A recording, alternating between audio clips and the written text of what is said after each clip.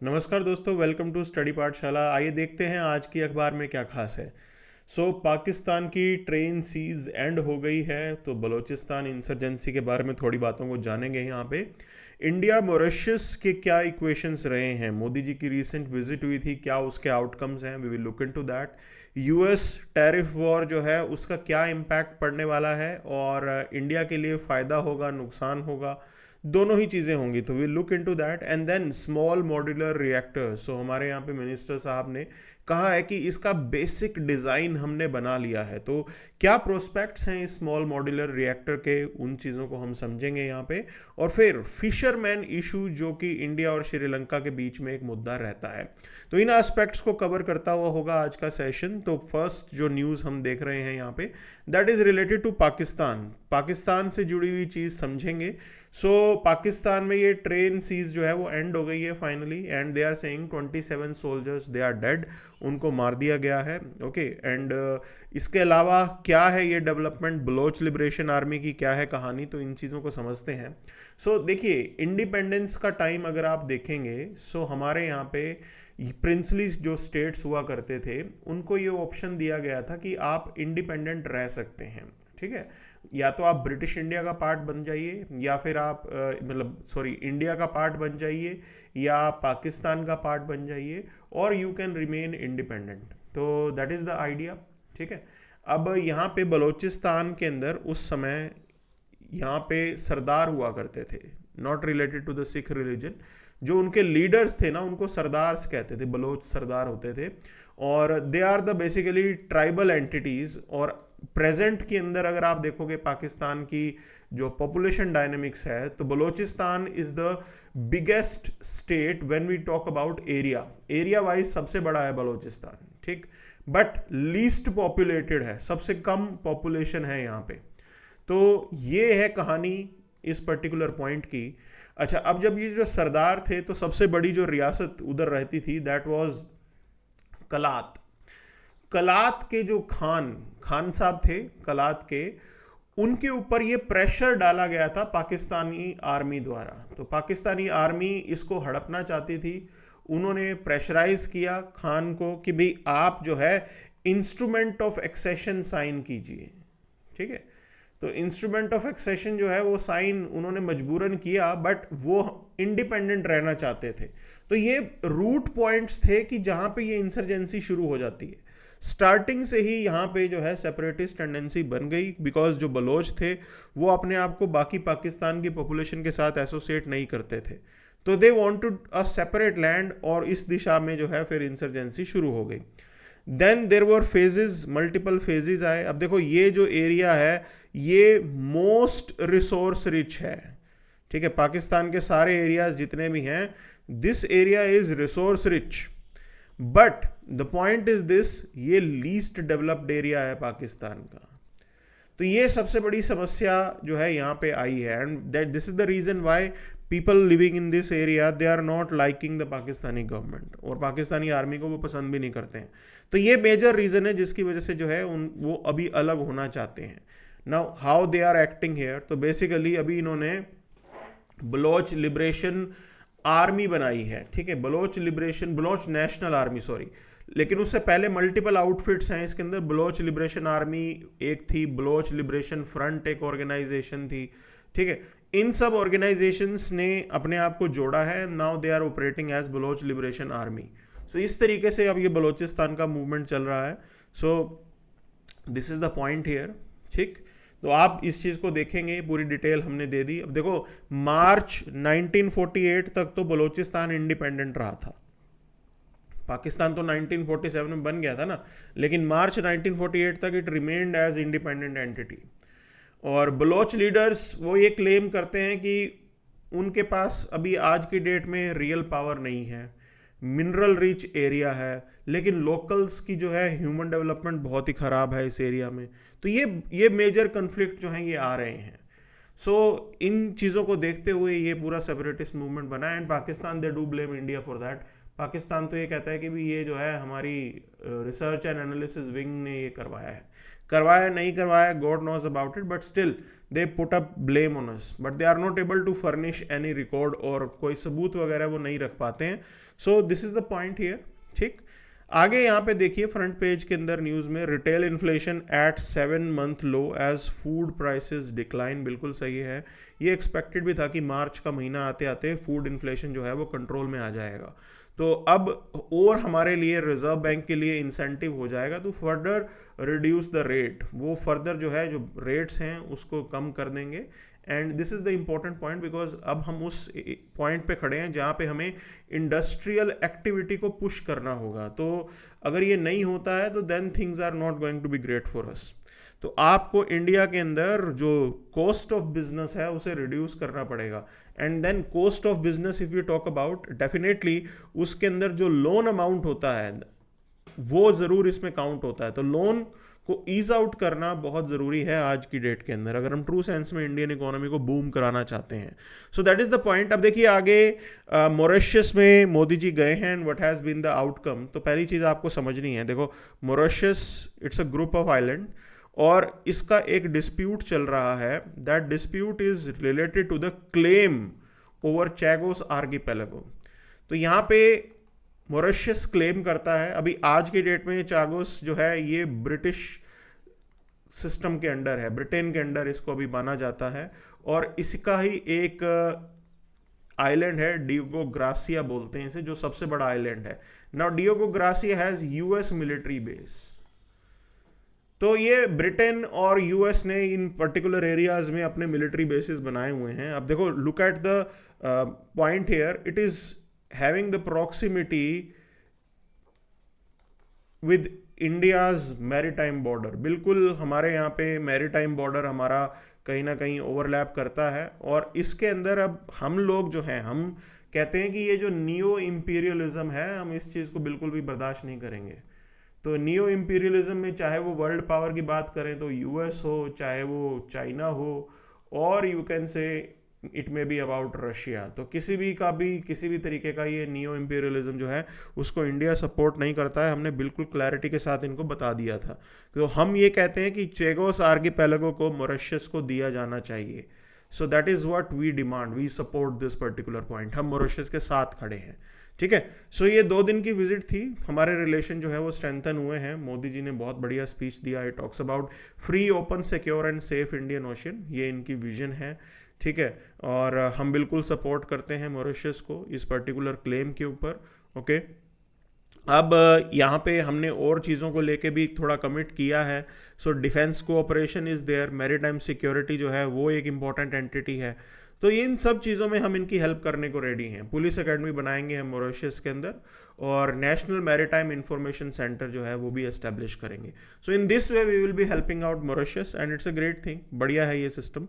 अब देखो, ये जो हमारे ये छोटे छोटे आइलैंड्स हैं, ये कोई बहुत बड़ी इकोनॉमिक अपॉर्चुनिटी नहीं लेके आते, but our equation with them is important from our national security perspective. तो अगर आप अपनी नेशनल सिक्योरिटी देखेंगे तो उस हिसाब से बहुत ज़रूरी है इन पर्टिकुलर कंट्रीज़ के साथ to have a better equation, and this is what India is doing. बहुत रैशनल सी हमारी फॉरेन पॉलिसी है, और हम इन सभी कंट्रीज़ के साथ अच्छी इक्वेशन मेंटेन करते हैं. Now moving forward to front page news, US tariff on aluminium steel imports take effect. Okay, अब ये देखो, ये इफेक्ट कहाँ पे आ रहा है. एक तो ये यूरोपियन यूनियन के ऊपर लग रहा है, दूसरा ये कनाडा के ऊपर लग रहा है. ठीक है, ये 2 इम्पैक्ट यहाँ पे देखने को मिले हैं. नॉट जस्ट दैट, इसका इम्पैक्ट इंडिया के ऊपर भी आएगा. So one can not say that कि भाई ये आप आइसोलेशन में जी रहे हो. तो अभी ग्लोबलाइज्ड वर्ल्ड है, एक दूसरे के ऊपर इम्पैक्ट आता है. यूरोप भी वापस जो है टैरिफ लगा रहा है इनके ऊपर. सो दिस इज द इक्वेशन. ये है टैरिफ वॉर की सबसे बड़ी दिक्कत. एक दूसरे के ऊपर टैरिफ का ये लोग लगा रहे हैं, और ये सिचुएशन जो है ये सीरियसली, जो हम चाह रहे थे ना कि फ्री एंड ओपन ट्रेड होना चाहिए, this is what we wanted in this world. Now that idea of free and open trade, जिसके बेस पे हमने WTO बनाया था, that thing has been dented with these developments. ये चीज़ खराब है. तो इसका इम्पैक्ट जो है वो सब पे आएगा. स्पेसिफिकली अगर आप इंडिया जैसे कंट्री की बात करोगे तो वी वर द बेनिफिशरी. हम बिल्कुल, हमें बेनिफिट हो रहा था ऑफ दिस ग्लोबलाइजेशन. ठीक है, हमें बहुत फ़ायदा हो रहा था इससे. अब वो चीज़ कहीं ना कहीं रुक गई है. That is the point here. So companies जो हैं आज की डेट में अगर हम बात करें तो देखो टैरिफ वॉर अगर यूरोप और चाइना के बीच में, यूरोप चाइना यूएस ये एक दूसरे के साथ टैरिफ वॉर करेंगे तो कंपनीज अपने आप को रिलोकेट करना चाहती हैं। तो चाइना से तो वो बाहर निकलना चाहती हैं बिकॉज जब तक ये ट्रम्प रहेंगे तब तक जो है चाइना के ऊपर सैंक्शंस और ये सारी चीज़ें चलती रहेंगी। तो वो कहीं ना कहीं यूएस टैरिफ को अवॉइड करना चाहते हैं, इसलिए वो ऑल्टरनेट मैन्युफैक्चरिंग डेस्टिनेशन ढूंढ रहे हैं। India is definitely one of them. अच्छी अपॉर्चुनिटी है इंडिया, वहाँ पे इंडिया में आके हमारे यहाँ पे इन्वेस्ट करके they can carry out their trade, बिल्कुल स्मूथली वो कर सकते हैं। So we have seen how different brands they are expending. Apple Samsung वो ऑलरेडी अपना मैन्युफैक्चरिंग यूनिट इंडिया में सेटअप कर चुके हैं। सो ये पॉइंट है। अब इससे बेनिफिट क्या होगा, और फॉरेन डायरेक्ट इन्वेस्टमेंट हमारे यहाँ पे आएगा। इलेक्ट्रॉनिक्स मोबाइल मैन्युफैक्चरिंग में तो खासकर और ज़्यादा हमें अभी इन्वेस्टमेंट आने की उम्मीद है। So this is the point. अब this is going to boost India's position in global manufacturing. ये सबसे बड़ा बेनिफिट है जो हमें यहाँ पे होने वाला है। तो ये नई जॉब अपॉर्चुनिटीज आएंगी, नया इन्वेस्टमेंट आएगा, things will be great for us. But negative consequences भी होंगे यहाँ पे, ठीक है, वो भी हमें देखने को मिल सकता है। तो negative consequences if you talk about, पहले यूएस की एक स्कीम होती थी जिसको बोलते थे जनरलाइज सिस्टम ऑफ प्रेफरेंसेस, हमें उसका बेनिफिट मिलता था। Now that benefit has gone, वो अब नहीं मिल रहा है हमें। ट्रम्प इज क्वाइट क्लियर, उन्होंने कहा है कि भाई इंडिया इतना गरीब नहीं है, अपने आप को हैंडल कर सकता है। तो ये जो जनरलाइज सिस्टम ऑफ प्रेफरेंसेस का बेनिफिट है इंडियन कंपनीज को नहीं मिलेगा यहाँ पे। This is the point and this has resulted into expensive export to US. बिल्कुल, पहले इंडियन कंपनीज को थोड़ा रिलैक्सेशन मिलता था, हेल्प मिलती थी, सस्ता पड़ता था हमारा एक्सपोर्ट उनको, अब वो महंगा हो गया है एक तरीके से। तो ये पॉइंट है। अच्छा, एक चीज़ आपको समझनी है, देखो ये जो यूएस स्टील और एल्यूमिनियम के ऊपर जो वो लगा रहा है ना, खासकर स्टील के ऊपर, तो स्टील के ऊपर यूएस ने लगाया, यूरोप के ऊपर भी और चाइना के ऊपर भी, ठीक है, 25% टैरिफ हाइक किया है। अब उससे एक डर जो है, ये सब कुछ सारा सामान पूरी दुनिया का ये इंडिया में ना डंप होना शुरू हो जाए। अगर ये डंपिंग इंडिया में स्टार्ट हो जाती है ना, तो Indian steel manufacturing will be impacted. हमारा जो हमारे यहाँ के लोकल मैन्युफैक्चरर्स हैं वो इम्पैक्ट हो जाएगा यहाँ पे।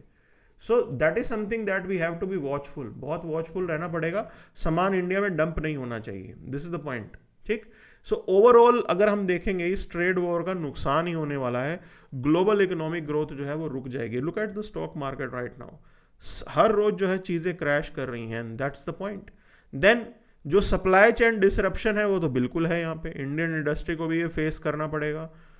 हम आज की डेट में चाइना पे रिलाय कर रहे हैं, पीछे से सामान आना बंद हो गया, तो there will be an impact on us, बिल्कुल आपका सिस्टम आगे चल ही नहीं पाएगा।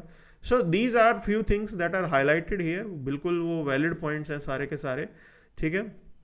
अब आगे अगर आप देखेंगे तो चीज़ों को समझना होगा। तो पार्लियामेंट्री पैनल आज centre to spend more on agriculture, okay, तो मिनिस्ट्री को रीनेम करने का भी इन्होंने सजेशन दिया है, ठीक है, कि एग्रीकल्चर के ऊपर हमें और पैसा खर्च करने की ज़रूरत है। वैसे अगर ओवरऑल इकोनॉमिक सिचुएशन देखेंगे ना पिछले 2 क्वार्टर की, तो उसके अंदर agriculture is doing fine. Agriculture sector जितना ग्रोथ रेट रखता था उससे मतलब ठीक ठाक चल रहा है अभी सिस्टम, कोई खास दिक्कत नहीं है यहाँ पे, okay. So this has been the good point here. अब एक चीज़ समझनी है, so government is you can say passing the bill to boost investment in oil and gas sector. नया बिल आ रहा है, तो बेसिकली ये ऑयल एंड गैस सेक्टर को रेगुलेट करने के लिए है और फैसिलिटेट करने के लिए है, ठीक है, कि हम क्लैरिटी लेके आएंगे कि हमारी गवर्नमेंट की पॉलिसी क्या है। आपको अपनी इंपोर्ट जो पॉइंट्स हैं उसको रिड्यूस करना ही करना होगा। जो हमारा ऑयल इंपोर्ट जो है उसको रिड्यूस करना ही करना होगा। We have to extract oil that is domestically available. जो भी आपके यहाँ पे इंडिया में अवेलेबल है, कम से कम वो उस तेल का तो इस्तेमाल करो, वो जरूर है, वो सबसे पहले एक्सट्रैक्ट करना ज़रूरत है उसकी। So this is what it is saying, ठीक। अच्छा, अब देखो एक एब्सर्ड सी स्टेटमेंट है यहाँ पे। सो राज्यसभा में ऑपोजिशन ने ब्लेम किया है प्राइवेटाइजेशन को फॉर ट्रेड एक्सीडेंट्स, कि भी ट्रेन एक्सीडेंट्स जो हैं वो प्राइवेटाइजेशन की वजह से हो रहे हैं।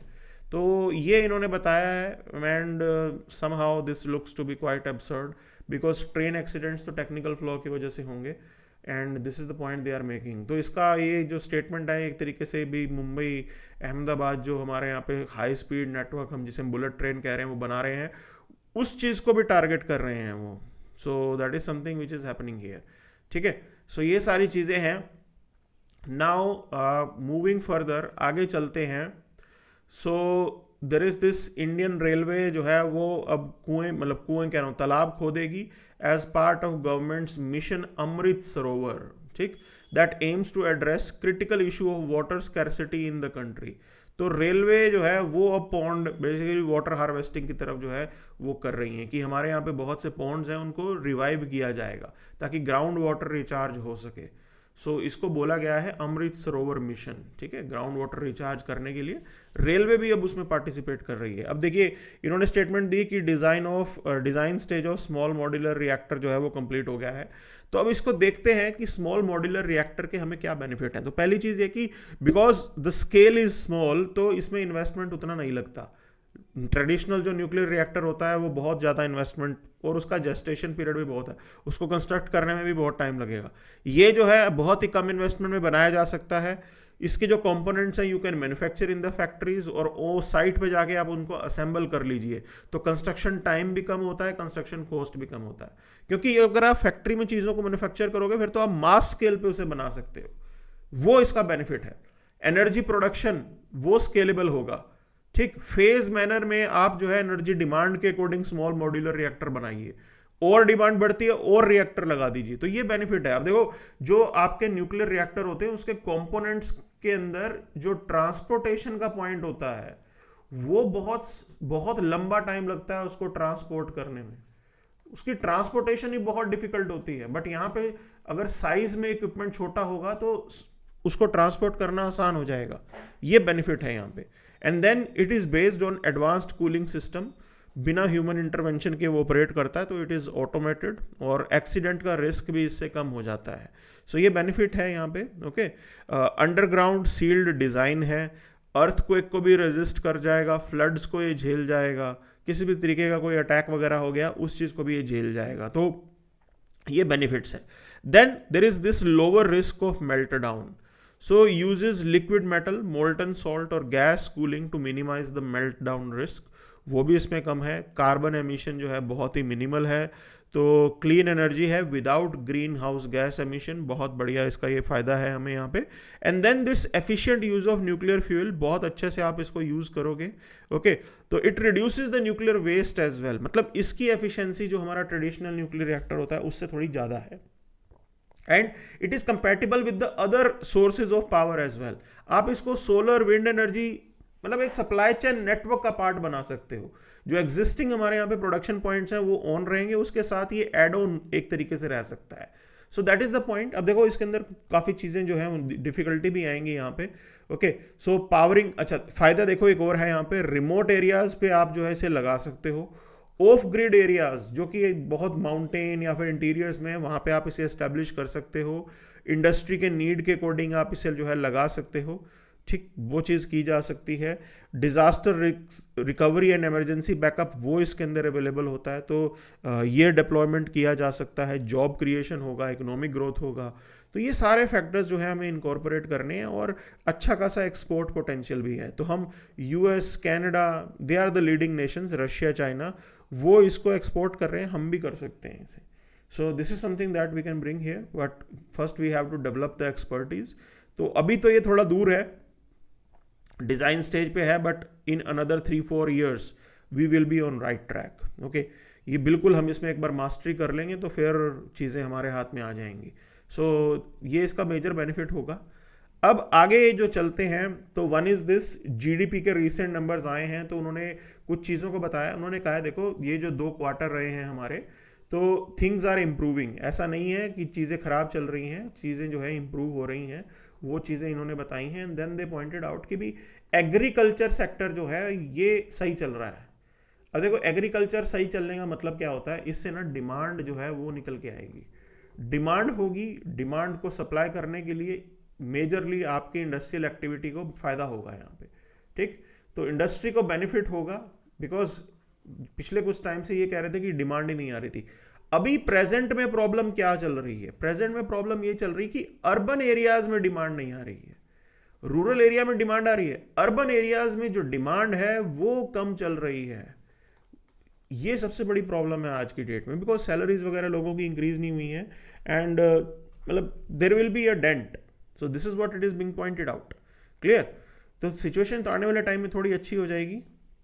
Then another editorial is about dangerous illusion cast by the development rankings. Okay, so इन्होंने कुछ चीज़ों को बताया। इन्होंने कहा कि मेथडोलॉजी में प्रॉब्लम है यहाँ पे। क्यों ये बता रहे हैं? कह रहे कि आप ठीक है ग्लोबल मतलब ह्यूमन इंडेक्स की बात करोगे तो ह्यूमन डेवलपमेंट इंडेक्स की बात करोगे, यू टेक दिस रैंकिंग, आप इस रैंकिंग के हिसाब से चलते हो और आप ये मानते हो कि स्वीडन हो गया, स्कैंडिनेवियन कंट्रीज सबसे ऊपर रहते हैं, या नॉर्वे हो गया, या आपके यहाँ पे फिनलैंड हो गया, वो बेस्ट कंट्रीज माने जाते हैं। ठीक, but we are not understanding कि उनका डेवलपमेंट मॉडल क्या रहा है। वो डेवलप्ड तो हैं लेकिन उनका डेवलपमेंट मॉडल जो है वो कैसा रहा है। Now their development model has been consumption based, चीजों को कंज्यूम करना ये उनका रहा है। वो पास्ट के अंदर उन्होंने एनवायरमेंट वगैरह की बिल्कुल परवाह नहीं की है। बट पॉइंट इज दिस, आज की डेट में सवाल ये बनता है कि can India follow the same model? क्या हम ट्रू सेंस में ये मॉडल फॉलो कर सकते हैं? ये सवाल है, ये बहुत जरूरी है। Can we follow the same model? That is being pointed out here. We cannot follow the same model. वो बिल्कुल सेम मॉडल आप आउटराइटली फॉलो नहीं कर सकते। It is not going to be that easy. मतलब वो consumption land model और India जैसा कंट्री ना 1.4 बिलियन पॉपुलेशन, इतने बड़े साइज की पॉपुलेशन अगर कंजम्पशन पे जाएगी तो there will be an impact, बिल्कुल इसमें इम्पैक्ट पड़ेगा। So that is what is being pointed out, जो आज की डेट में बोला जाता है।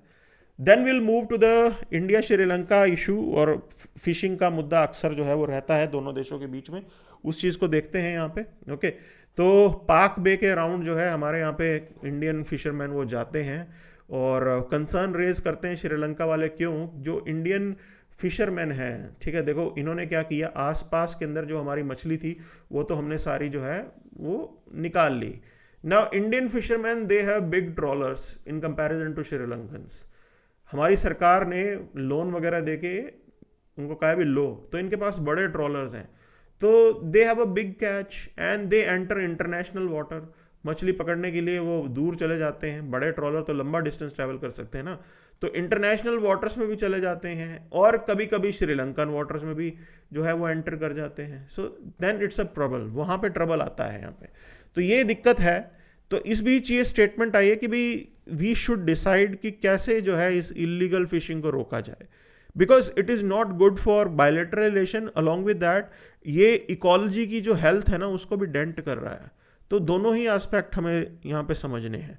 अच्छा, दूसरी तरफ अगर आप देखें तो नॉर्दर्न पार्ट ऑफ श्रीलंका में वहाँ पे भी तमिलियन पॉपुलेशन ही रहती है, तो they are also not liking कि इंडिया के जो फिशरमैन हैं वो आते हैं वहाँ पे और ओवर फिशिंग कर दी है इन्होंने ऑलरेडी। ये वहाँ पे ऑलरेडी ओवर फिशिंग कर चुके हैं, पूरा एक्सप्लॉइट कर लिया है इन्होंने।